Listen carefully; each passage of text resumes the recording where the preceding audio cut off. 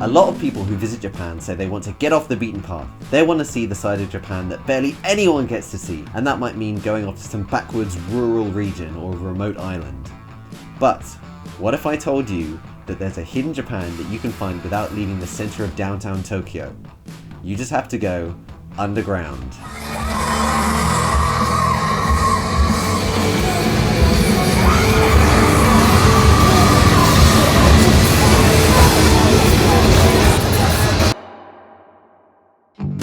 I stumbled upon the Japanese underground music scene when I was randomly browsing the indie section of the giant Tower record store in Shibuya, Tokyo. I found some music there that piqued my interest, and when I went home and looked up the artists behind it, it was like falling down a rabbit hole.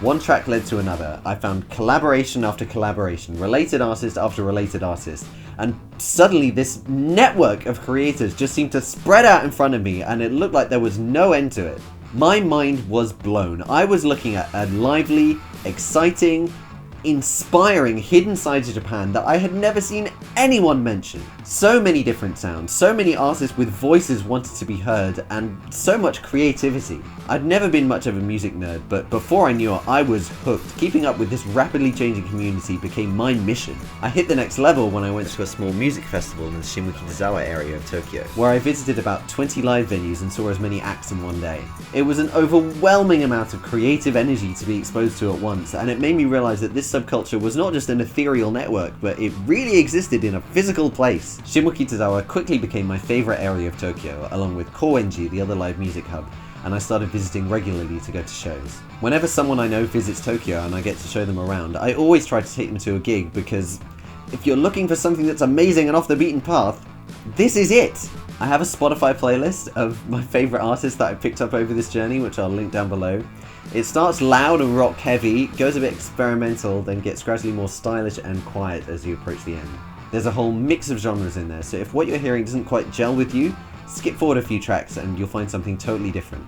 It's funny, sometimes Japanese people ask me, do you listen to Japanese music? And I said, yeah, and I show them this playlist and they're like, what? Who are all these artists? How did you find them? The mainstream record labels and talent agencies really have a vice grip on the entertainment industry here, so you won't find the other side unless you actively go looking for it. But that other side is where I found truth and inspiration and 100 artists who deserve all the support they can get for the things they create. If you want to discover more for yourself, probably the best places to go for English discussion are the Japanese Music and Japanese Underground subreddits, as well as their associated Discord server. Otaquest.com and the Japan Times music section provide the best and probably only reporting on this scene in English, but nothing beats just diving in and following the trail from artist to artist until you find something that suits you. I made my playlist in the hope that it could be a starting point for anyone else who wants to go on this journey.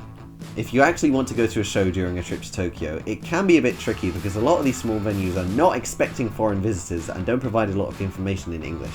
The best thing I can suggest is finding an artist that you like and checking their website or Twitter page for show info. If you stumble through with Google Translate, it shouldn't be too hard to find the date, time, location, and ticket price. Alternatively, you could look at Shimokitazawa or Koenji on Google Maps, search for live music, and just click through all the venues that pop up and see what's on. Both of these areas are just a couple of train stops from the downtown areas of Shinjuku and Shibuya, so they're barely a detour from the usual tourist track. Most shows cost somewhere in the region of 2,000 yen or $20, which can seem like a lot for a no-name band, but you usually get several acts playing in one night. And when the crowds are this small, they need to charge a little bit more to make up for it. While yes, it can be a bit tricky, I think that going to see an indie artist is less tricky than going to see a major artist, because the big ticket websites that major artists use usually require a Japanese address and maybe credit card to sign up, and they might have a fan club that gets access to all the tickets first, and it's just impossible to reserve from overseas. You'll find none of those problems if you go to a small venue where you're just paying cash at the door. These kind of restrictions and hoops to jump through are why I landed in the indie scene first, because until very recently, major Japanese artists put very little up online, and even less was available to people outside of Japan. It's only really in the past 2 or 3 years that full versions of music videos have been going up on YouTube, and putting music up on streaming services like Spotify and Apple Music has become the norm. Japan has for a long time been a physical CD buying culture, which makes it hard to get involved when you don't have physical access to those CDs, but global trends are finally reaching these shores. Indie artists, on the other hand, have always been proactive on social media, which is why they were much more accessible when I was first wading my way into all this. So that's my once-over introduction to the Japanese underground music scene. Please let me know if there's any aspect of it you'd like me to talk about, because it is my favourite subject, or about life in Japan, or working at an anime studio, or learning Japanese. I tweet a lot about all that stuff as well, so please do follow. Like the video, don't forget to subscribe, and I'll see you in the next one. Bye!